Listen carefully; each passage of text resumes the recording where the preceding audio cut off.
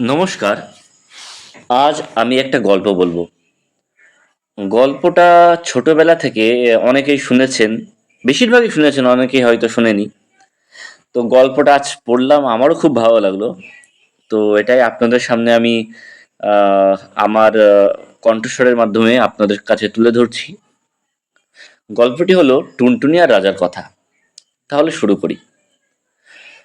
রাজার বাগানের কোণে টুনটুনির একটা বাসা ছিল। রাজা সিন্দুকের টাকা রোদে শুকোতে দিয়েছিল। সন্ধ্যার সময় তার লোকেরা তার একটি টাকা ঘরে তুলতে ভুলে গেল। টুনটুনি সেই চকচকে টাকাটি দেখতে পেয়ে তার বাসায় এসে রেখে দিল আর ভাবল, ইস, আমি কত বড়লোক হয়ে গেছি। রাজার ঘরে যে ধন আছে, আমার ঘরেও সে ধন আছে। তারপর থেকে সে খালি এই কথাই ভাবে আর বলে, রাজার ঘরে যে ধন আছে, টুনির ঘরেও সে ধন আছে। রাজা তার সভায় বসে সে কথা শুনতে পেয়ে জিজ্ঞাসা করলেন, হ্যাঁ রে, পাখিটা কি বলছে রে? সকলে হাত জোড় করে বললে, মহারাজ, পাখি বলছে আপনার ঘরে যে ধন আছে, ওর ঘরেও নাকি সে ধন আছে।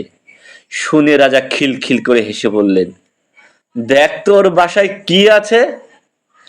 তারা দেখে এসে বললেন, মহারাজ, বাসায় একটি টাকা আছে। শুনে রাজা বললেন, সে তো আমারই টাকা, নিয়ে আয় সেটা। তখনই লোক গিয়ে টুনটুনির বাসা থেকে টাকাটি নিয়ে এলো।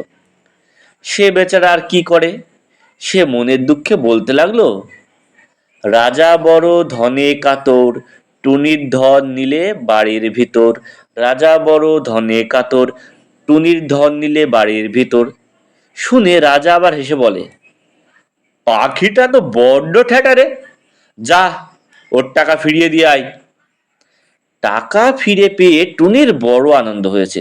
তখন সে বলছে, রাজা ভারী ভয় পেল, টুনির টাকা ফিরিয়ে দিল।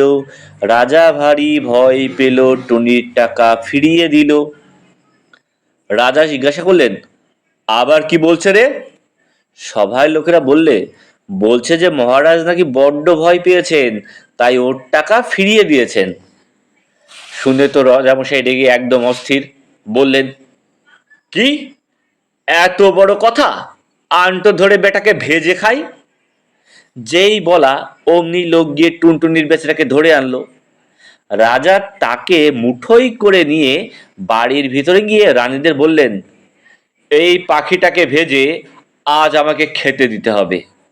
বলে তো রাজা চলে এসেছেন, আর রানীরা 7 জন মিলে সেই পাখিটাকে দেখছেন।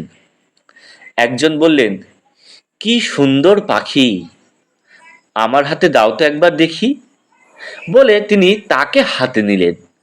তা দেখে আবার একজন দেখতে চাইলেন। তার হাত থেকে যখন আর একজন নিতে গেলেন, তখন টুনটুনি ফসকে গিয়ে উড়ে পালালো। কি সর্বনাশ! এখন উপায় কি হবে? রাজা জানতে পারলে তো আর রক্ষে থাকবে না। এমনি করে তারা দুঃখ করছেন।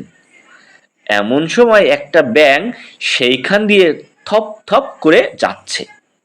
7 রানী তাকে দেখতে পেয়ে খপ করে ধরে ফেললেন আর বললেন, চুপ, চুপ, কেউ যেন জানতে না পারে। এইটাকে ভেজে দিই, আর রাজামশাই খেয়ে ভাববেন টুনটুনিই খেয়েছেন। সেই ব্যাঙটার ছাল ছাড়িয়ে তাকে ভেজে রাজামশাইকে দিলে তিনি খেয়ে ভারী খুশি হলেন। তারপর সবে তিনি সভায় গিয়ে বসেছেন আর ভাবছেন, এবার পাখিকে জব্দ করেছি। অমনি টুনি বলছেন, বড় মজা, বড় মজা, রাজা খেলেন ব্যাঙ ভাজা।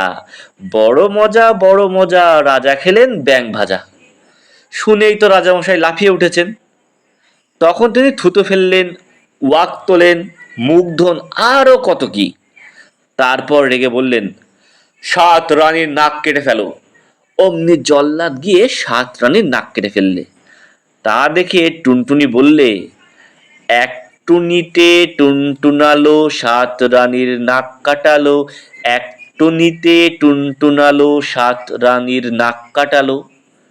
তখন রাজা বলে, আন বেটাকে ধরে, এবার গিলে খাবো, দেখি কেমন করে পালাই। টুনটুনিকে ধরে আনলে। রাজা বললেন, আন জল। জল এলো। রাজা মুখ ভরে জল নিয়ে টুনটুনিকে মুখে পুরেই চোখ বুজে ঢক করে গিলে ফেলল। সবাই বললেন, এবারে পাখি জব্দ। বলতে বলতেই রাজামশাই ভোগ করে মস্ত একটা ঢেকুর তুললেন। সভার লোক চমকে উঠল, আর টুনটুনি সেই ঢেকুরের সঙ্গে বেরিয়ে এসে উড়ে পালালো। রাজা বললেন, গেল গেল, ধর ধর। অমনি 200 লোক ছুটে গিয়ে আবার বেচারাকে ধরে আনলো। তারপর আবার জল নিয়ে এলো, আর সিপাই এসে তলোয়ার নিয়ে রাজামশাইয়ের কাছে দাঁড়ালো। টুনটুনি বেরোলেই তাকে 2 টুকরো করে ফেলবে। এবার টুনটুনিকে গিলেই রাজামশাই 2 হাতে মুখ চেপে বসে থাকলেন, যাতে টুনটুনি আর বেরোতে না পারে। সে বেচারা পেটের ভিতরে গিয়ে ভয়ানক ছটফট করতে লাগলো। খানিক বাদে রাজামশাই নাক ছিটকে বললেন, উয়াক। অমনি টুনটুনি শুদ্ধ তার পেটের থেকে সকল জিনিস বেরিয়ে এলো। সবাই বলল, সিপাই সিপাই, মারো মারো, পালালো। সিপাই তাতে থতমত খেয়ে তলোয়ার নিয়ে সেই টুনটুনিকে মারতে যাবে। অমনি সেই তলোয়ার টুনটুনির গায়ে না পড়ে রাজামশাই নাকে পড়ল। রাজামশাই তো ভয়ানক চেঁচালেন। সঙ্গে সঙ্গে সভার সকল লোক চেঁচাতে লাগলো। তখন ডাক্তার এসে ওষুধ দিয়ে পটি বেঁধে অনেক কষ্টে রাজামশাইকে বাঁচালো। টুনটুনি তা দেখে বলতে লাগলো, নাক কাটা রাজা রে, দেখ তো কেমন সাজা রে, নাক কাটা রাজা রে, দেখ তো কেমন সাজা রে। বলেই সে উড়ে সে দেশ থেকে অন্য জায়গায় চলে গেল। রাজার লোক ছুটে এসে দেখলো খালি বাসা পড়ে আছে। নমস্কার, গল্পটি শেষ হলো। কেমন লাগলো জানাবেন। ধন্যবাদ।